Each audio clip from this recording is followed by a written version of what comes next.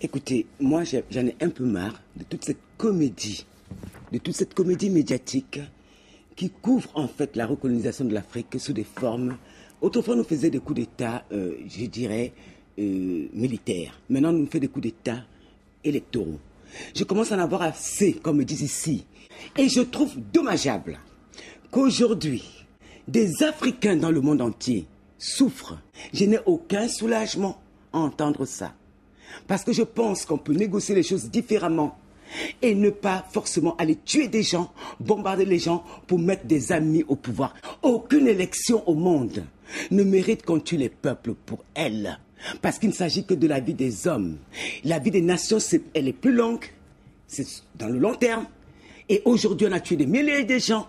Vous avez tiré sur les camps militaires. Dans ces camps militaires vivent les familles, n'est-ce pas? Vivent des familles et des civils. Je veux dire que les militaires sont des hommes qui sont mariés, qui ont des enfants. Et vous avez tiré sur ces camps-là. Et vous ne pouvez pas dire qu'il s'agit là de chars. Quand on tire sur un camp militaire, on tue des civils. On a vu le même cas d'ailleurs en Libye où j'étais très récemment pour constater. On tire dans les camps militaires. Les camps militaires, ce sont des femmes. Souvent les militaires eux-mêmes ne sont pas souvent là. Ce sont leurs familles qui y habitent. Donc à partir de ce moment-là, on fait des victimes civiles qui ont des enfants qui n'ont rien à voir avec ça.